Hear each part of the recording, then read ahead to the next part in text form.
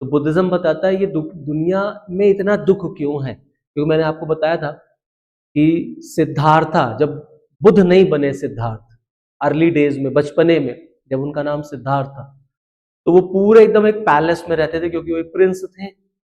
और उनके पिताजी, उनके जो फादर थे, क्योंकि वो राजा थे, तो his father was totally committed to give all the pleasures to his son. जितना सुख हो सके वो सारा सुख उनके पिता ने अपने बेटे को दिया। और बेटा जो है वो हर प्रकार के दुखों से दूर था, कोई दुख नहीं, कोई तकलीफ नहीं, कुछ नहीं। तो उसको यही नहीं पता था कि दुख क्या होता है, पेन क्या होता है, तकलीफ क्या होती है, क्योंकि उसके पैलेस में कोई बुजुर्ग आदमी नहीं था। तो जब कोई बुजुर्ग नहीं था, उसको यही नहीं पता कि अच्छा आज हम बचपने में हैं, कल हम जवान होंगे, फिर आगे चल के हम बूढ़े भी होंगे। तो बूढ़ा होना भी अपने आप में एक दुख का कारण होता है। आदमी कहता है कि सबसे बड़ी जो प्रॉब्लम लाइफ में आती है वो ओल्ड एज में आती है। जब आप बच्चे होते हैं तो भी आपको देखने के लिए कोई होता है, जब आप यंग हैं, जवान है, तो खैर आप कैपेबल हैं ही है। सबसे बड़ी प्रॉब्लम कब आती है? ओल्ड एज में। इसलिए हर आदमी अपने बुढ़ापे की चिंता करता है कि बुढ़ापा हमारा कैसे बीतेगा। अब बुढ़ापा कैसे बीतेगा? जब जेब में पैसा होता है तो बुढ़ापा अच्छा बीतता है, और यही जेब में पैसा नहीं होता है तो बुढ़ापा कभी अच्छा नहीं बीतता। तो जितनी पेंशन की पॉलिसीज आती हैं, एनपीए से लेकर के एंड ऑल, वो क्या क्लेम करती हैं? आपके यंग डेज में हम काम आएंगे कि आपके बुढ़ापे में? बुढ़ापे में। ओल्ड एज ऑटोमेटिकली एक आपको टेंशन दे देती है कि यार मेरा बुढ़ापा आ रहा है या मैं बुजुर्ग हो रहा हूं। तो जब सिद्धार्थ अपने चारों तरफ देखते हैं, सब वैसे ही दिखते हैं, सब यंग एज के लोग, तो उनको पता ही नहीं कि बुजुर्ग आदमी भी होता है। फिर उन्होंने किसी आदमी को मरते हुए नहीं देखा, तो उनको पता ही नहीं कि इंसान ने अगर जन्म लिया है तो उसको जाना भी है, one day he has to go. जो भी इस पृथ्वी पे आया उसको जाना ही जाना है। उनको पता ही नहीं कि भाई डेथ भी होती है। फिर उन्होंने किसी को, बीमार आदमी को नहीं देखा, क्योंकि हर आदमी उनके चारों तरफ हंस खेल रहा है, हेल्दी है, तो उनको यही नहीं पता कि इंसान कभी बीमार भी पड़ता है। कहने का मतलब यह है कि जब बुद्धा सिद्धार्थ थे तो सिद्धार्थ को तकलीफ क्या होती है नहीं पता था। बस एक है, क्योंकि सिद्धार्थ के अंदर एक तरीके से क्यूरियोसिटी रहती थी टू नो मोर, और जानना और जानना और जानना। उसी एक जागरूक, एक अवेयर प्रिंस के फॉर्म में आप देखेंगे कि सिद्धार्थ एक दिन घर से बाहर निकल जाते हैं, और घर से बाहर निकलते निकलते ऐसे घूमते घूमते वो 4 दृश्य देख लेते हैं। और जब वो 4 दृश्य देखते तब उनको पता चलता है कि जीवन की सच्चाई जो है वो महल में रह करके नहीं पता चलती, वो बाहर रह के पता चलती है। अभी तक तो जब मैं महल में था तो मैं इल्यूजन में था, ये भ्रम था, ये माया जाल था मेरे चारों तरफ। और सच्चाई क्या है? सच्चाई ये है कि शरीर बीमार भी पड़ता है। सच्चाई ये है कि जिसने जन्म लिया है उसको जाना भी है।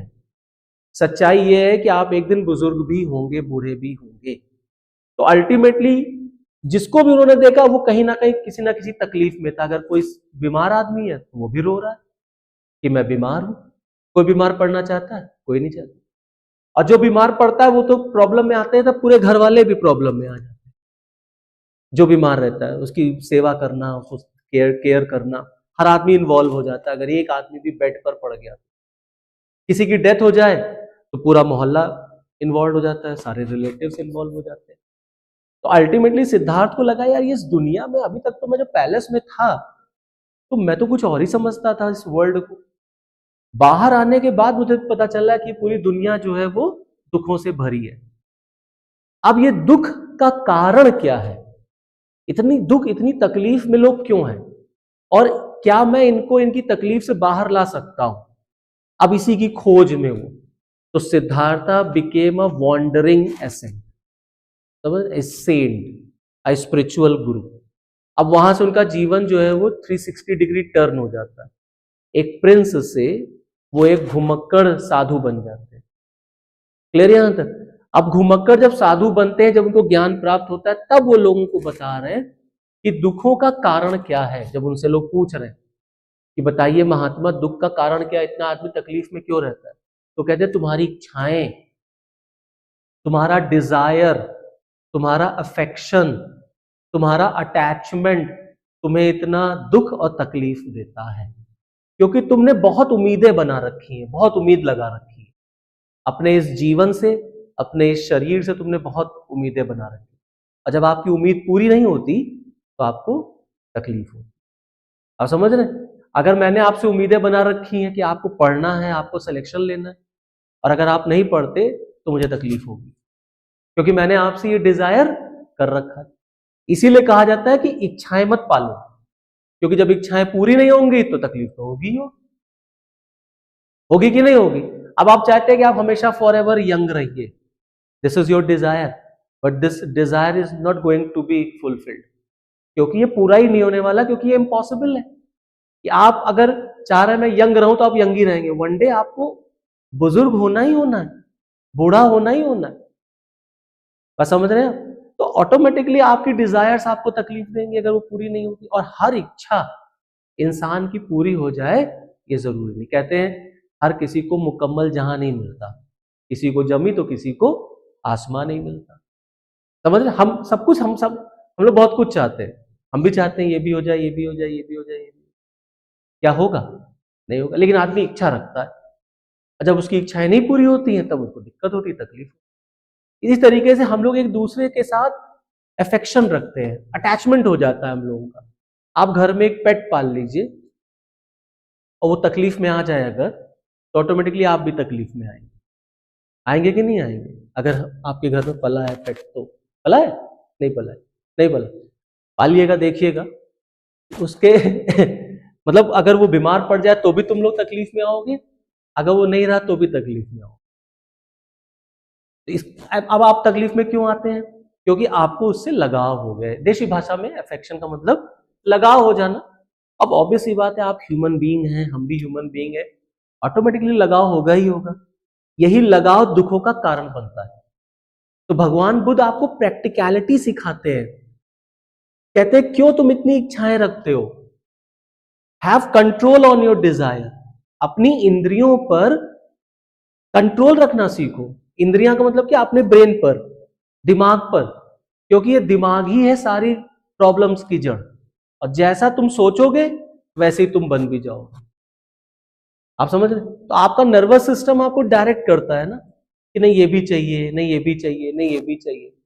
एक डिजायर, एक एक एक आपके मन में एक इच्छा जागी, अगर वो इच्छा तक है, डिजायर तक है, तब तो वेल एंड गुड है। धीरे धीरे वो डिजायर आपके लिए नीड बनने लग जाती है, आवश्यकता जिसे कहते हैं। अब आवश्यकता हो गई तो ऑटोमेटिकली आपको पाना है उसको, क्योंकि anything that is necessary for your life आप चाहेंगे कि वो चीज हमको मिले, क्योंकि नेसेसरी है ना। जैसे ऑक्सीजन लेना नेसेसिटी है कि ऑक्सीजन लेना है बस ऐसे ही है, नेसेसरी है ना ऑक्सीजन। तो ऑटोमेटिकली एक देखिए डिजायर आगे चल करके नीड में कन्वर्ट होने लग जाती है। तो एक इच्छा आती है, अब उस इच्छा को आप कितना सीरियसली ले लेते हैं वो आगे चल करके आपकी नीड बन जाती है। अब नीड बन गई, अब आपको वो चीज चाहिए। क्लियर? तो इसीलिए एक इंसान में, एक महात्मा में अंतर होता है। हम लोग क्यों नहीं कंट्रोल कर पाते ये सब? क्योंकि हम सब ह्यूमन बीइंग, हम सब में से कोई महात्मा नहीं है। और जो महात्मा होता है वो अपनी इन्हीं इच्छाओं पे कंट्रोल कर लेता है। इसीलिए जब वो साधु से मिलते हैं तो कहते हैं ये तो इतना गरीब है, पेड़ के नीचे बैठा हुआ है, लेकिन फिर भी मुस्कुरा रहा है, तपस्या कर रहा है, क्योंकि उस साधु ने अपनी इच्छाओं पे कंट्रोल करना सीख लिया। समझ? जितेंद्र का मतलब क्या होता है? जिसने अपनी इंद्रियों को जीत लिया। क्लियर? अपने सेंसेस को जीत लेना। अब यहां पता चला आधा किलो जलेबी देख लिए, बल्ले मुंह में पानी आ रहा, कहीं काश आधा किलो और मिल जाती, है कि नहीं? दही जलेबी खाने का मन कर रहा, तो ये क्या है? ऑटोमेटिकली डिजायर है। इच्छा आई कि नहीं आई, इसका मतलब है कि आपको आपकी इंद्रियों पे कंट्रोल नहीं। तो आपने जिस दिन अपने डिजायर पे कंट्रोल करना सीखा, या जिस दिन आपने अफेक्शन करना छोड़ दिया, लगाव छोड़ देने का मतलब ये नहीं कि तुम किसी से प्रेम मोहब्बत ना करो, या तुम अपने पापा मम्मी से, अपने भाई बहन से बिल्कुल भी एकदम आप उनसे अफेक्शन ना रखिए, अफेक्ट ना होइए, नहीं। यहाँ कहने का मतलब ये है कि आप बी प्रैक्टिकल। तो भगवान बुद्ध बताते हैं, कहते हैं कि देखिए इस बात को आप एक्सेप्ट कर लीजिए कि in this world nothing is permanent. कोई भी चीज यहाँ पर परमानेंट नहीं है। तो जो परमानेंट नहीं है उसके लिए बुद्धिज्म में क्या वर्ड यूज हुआ है? तो that word is known as Anicca. कोई चीज परमानेंट नहीं, जो है वो एक दिन जाएगा ही जाएगा।